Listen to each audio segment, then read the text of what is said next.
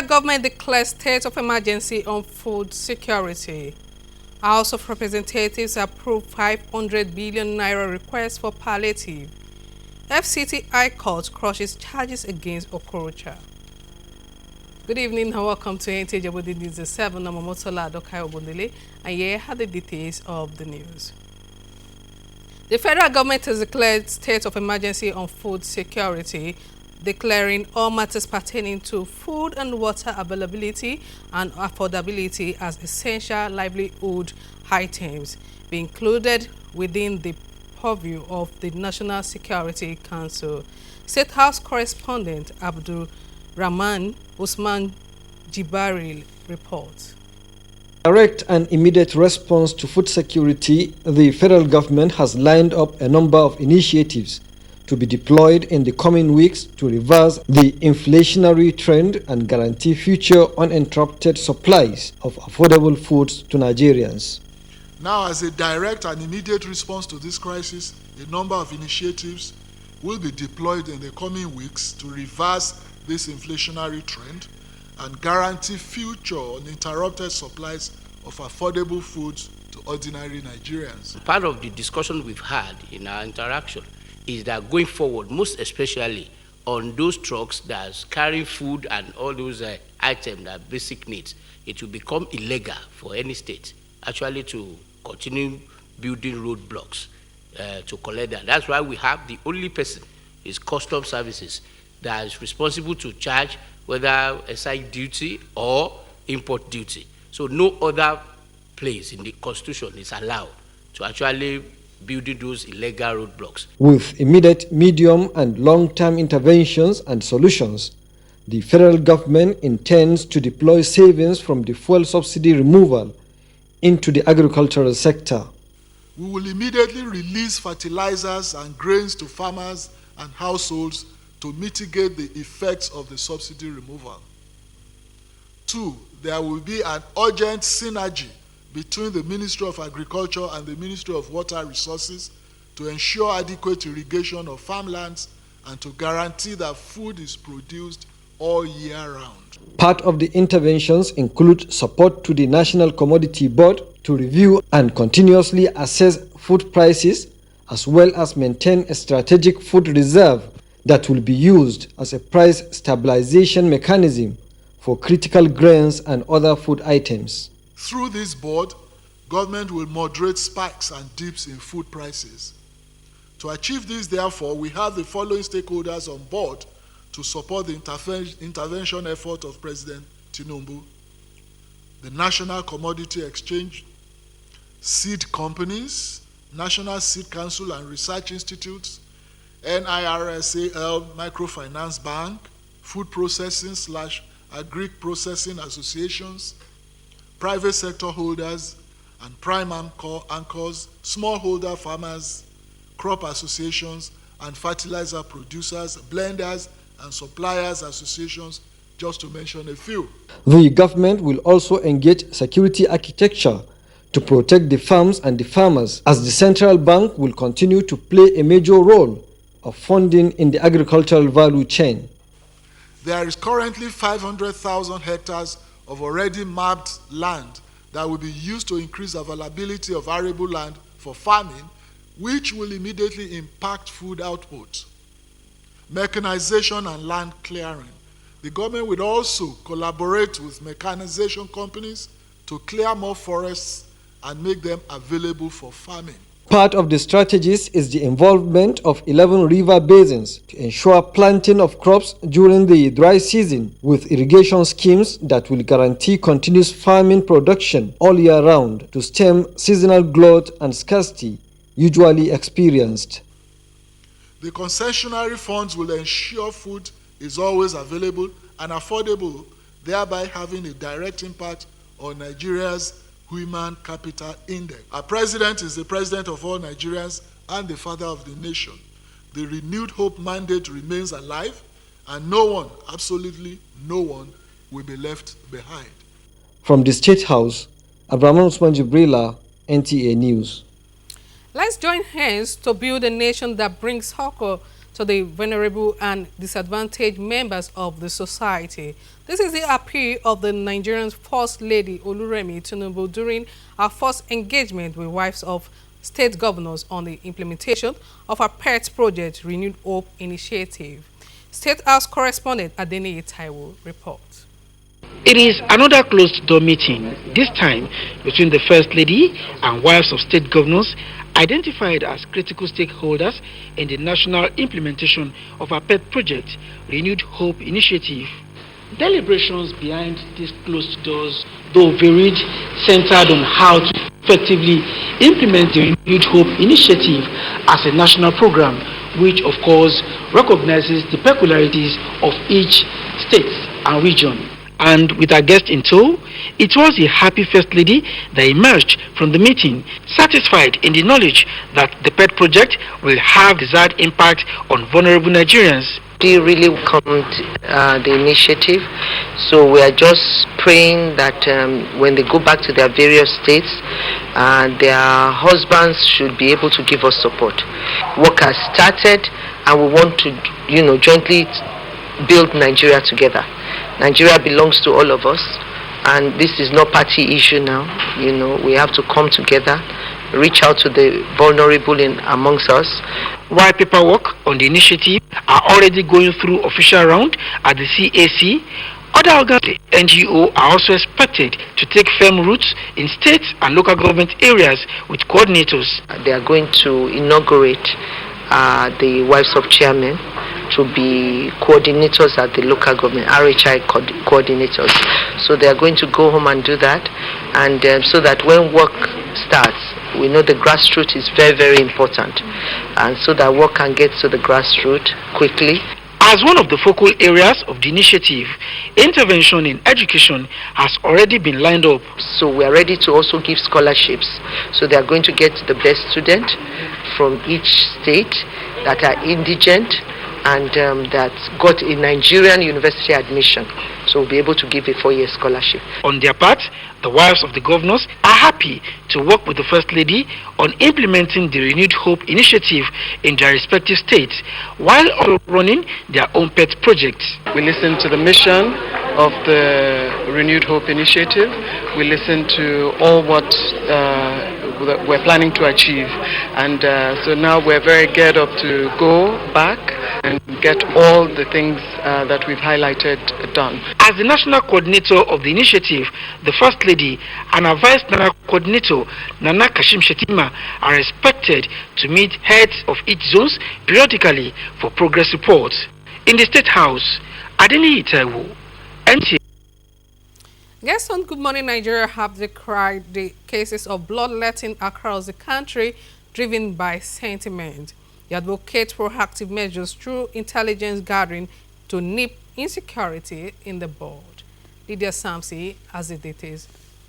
Identifying early warnings and mitigating them via early intervention with sincerity from all key players, Gaston Good Morning Nigeria says, must be prioritized.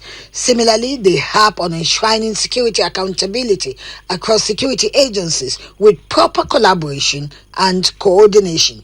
It would be unfair to place that responsibility as an example on our traditional rulers. Over time, we have whittled down their power. In the past, they know what to do, they know the individuals to call that are representatives of those identity, and then a solution will be found. We've whittled down their power to a point where they are slightly ineffective. If we are patriotic enough to look at ourselves as Nigerians, and whenever an issue arises between us, there should be that brotherly look in the face of each, and then you begin to find out who is wrong. It helps. The guests decried negative mobilization across divisiveness, heightening trust deficit. It is done. Might be when there is an attack and there is a public outcry, hurriedly they call everybody together and they meet and they just discuss. The situation goes away. Nobody talks about it. So the process of coordination starts from the basic level. What everybody must do, and I think the NSA, even the president, must insist that we've got to strengthen the structure of coordination among the security agencies. They are emphatic that with deliberate community engagement and intensified efforts, activities of non-state actors wreaking havoc across the country can be mitigated. In Abuja, Lydia Samson, NTA News. House of Representatives has approved President Tinubu's request to spend 500 billion naira from the 2022 supplementary appropriations of 819.5 billion naira. The money is to provide palliative to Nigerians cushioning the effect of fuel subsidy removal. National Assembly correspondent Mitari Ikpen reports. Given approval at the Committee of Supply, the House was unanimous that the President has, through his request, demonstrated a human face, calling for judicious application of the palliative funds. There's nobody in this House who is not feeling the impact of subsidy removal. And I think it is a credit to the executive that they are responding to the cries and yearnings of the Nigerian people. Just let us allow this to pass, but we must be very vigilant in course of implementation and execution of the palliative. This money is not a freebie. It's not going to be as usual. We have a man that is from the private sector, a man who has a policies drive that is channeled towards bettering the lot of Nigerians. Is it going to be applied to transportation? Is it going to be applied to healthcare? Is it going to be applied to providing food or feeding or increase in wages? Those you say aye. Those against you say nay. The ayes have it. Meanwhile, a fresh request from the President sought approval for $800 million loan from the World Bank for the National Social Safety Net program. Under the conditional cash transfer window of the program, the federal government of Nigeria will transfer the sum of 8,000 naira per month to 12 million poor and low-income households for a period of 6 months. Several investigative motions were adopted by the House and referred to relevant committees. Need to investigate the allegation of abuse of tax incentives, tax breaks, and tax waivers by public institutions and companies benefiting from tax incentives. Investigate the untold hardship faced by Nigerian pilgrims at the recently concluded 2023 Hajj. A matter of urgent public importance concerning the continuous and unending killings in Zamfara State. Constitute an ad hoc committee to investigate the utilization of ecological funds released to the Great Green Wall by the international organization from 2015 to date. 14 bills passed first reading as the House adjourned to Tuesday, 18th July 2023.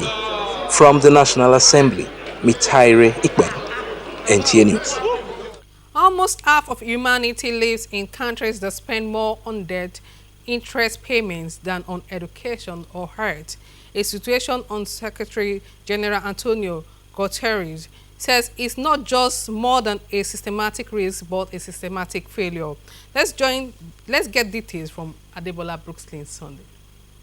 Records from UNCTAD show that 52 countries, almost 40% of the developing world, are in serious debt trouble as a result of the inequality built into outdated global financial system, which reflects the colonial power dynamics of the era when it was created. The UN scribe Antonio Guterres said the system has not fulfilled its mandate as a safety net to help countries manage today's cascade of unforeseen shocks, the pandemic, devastating impact of climate crisis, and the Russian invasion of Ukraine. Markets may seem not to be suffering, yet people are. And some of the poorest countries in the world are being forced into a choice between servicing their debt or serving their people. They have virtually no fiscal space for essential investments in the Sustainable Development Goals or the transition to renewable energy.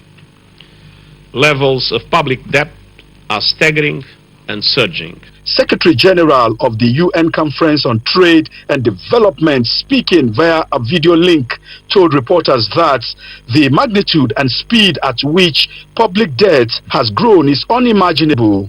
Africa is paying 11.6% average on their debt, while the US is 3.1 and Germany is 1.5. So you can imagine that this burden is impossible to sustain for these developing countries.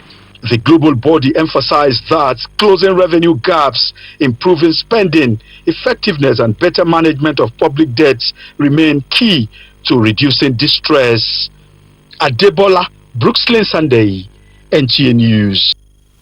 Nigeria is expanding health insurance services to its citizens, especially persons with disabilities.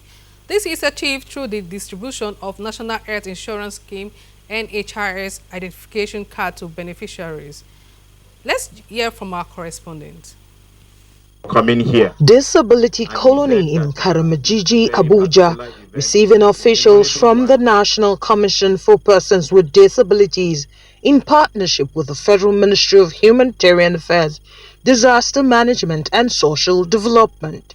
Visiting officials assure the persons with disabilities the government remains committed to addressing the challenges confronting the community. We started the project here as the first phase of the project here in Karamajiji. Today the card we give them, it is a sign that their health is fully covered for the next 12 calendar months and it will be renewed annually. Great gesture given by the past administration of giving a piece of land to relocate these people who are have been here temporarily for almost 15 to 18 years.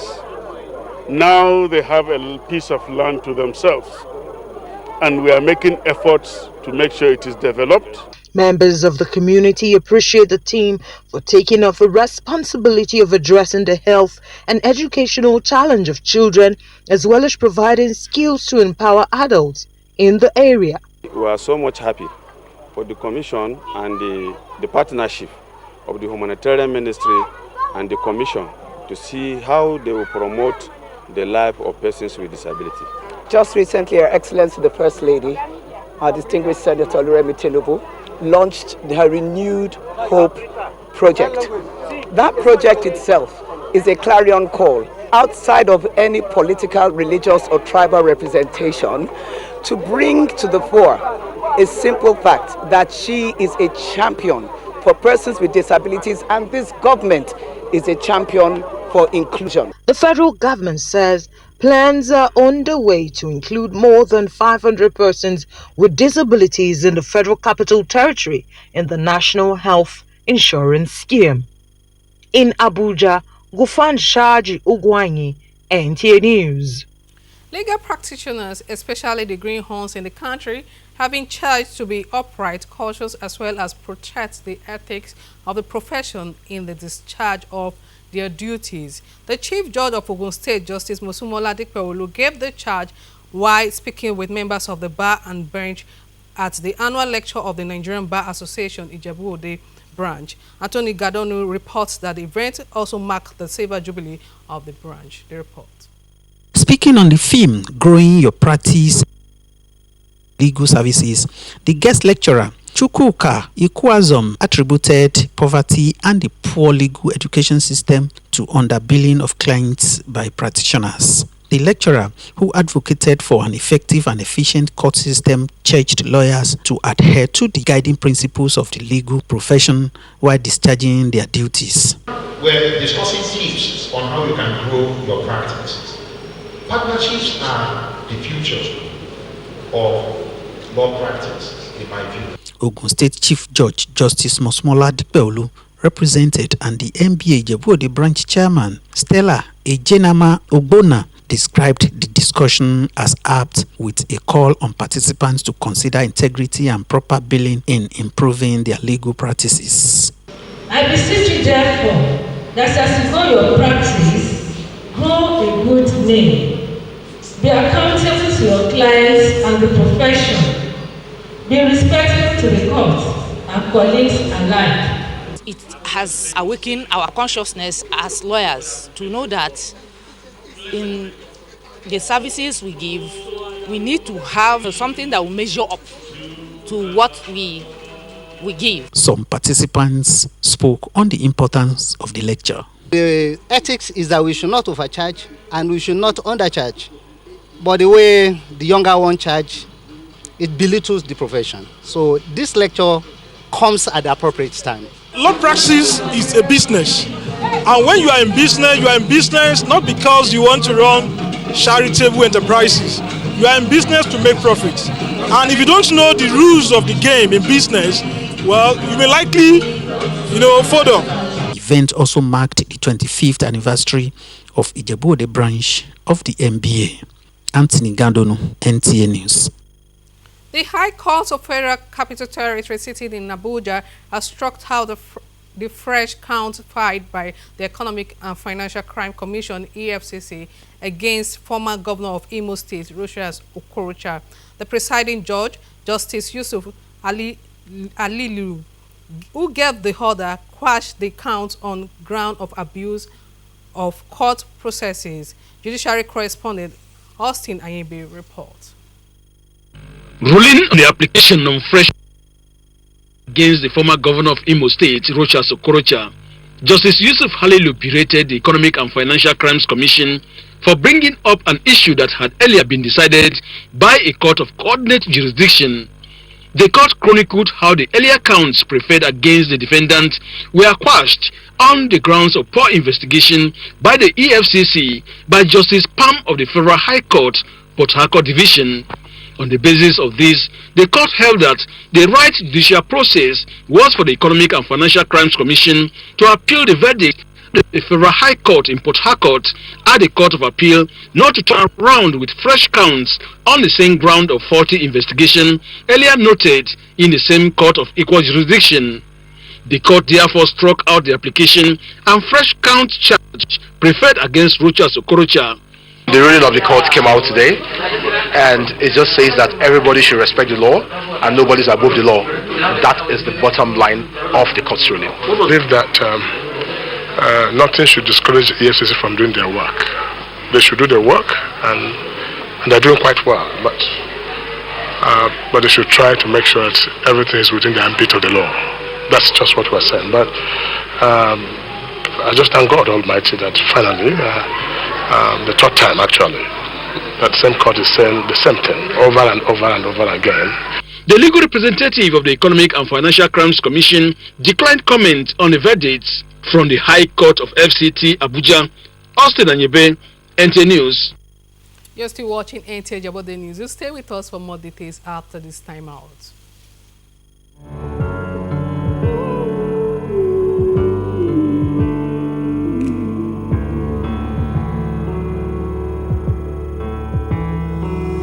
The words are hard to find, but they're still heavy on my mind tonight. The pain is deep inside, but I still want to hide. Happy birthday!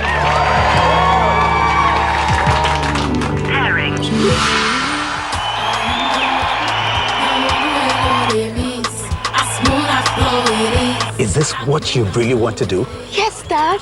That's what I've been trying to show you. Fight for your dreams the advanced way with Glow LTE Advanced. The power of 3 data networks in one. Get a Glow SIM or dial *301#.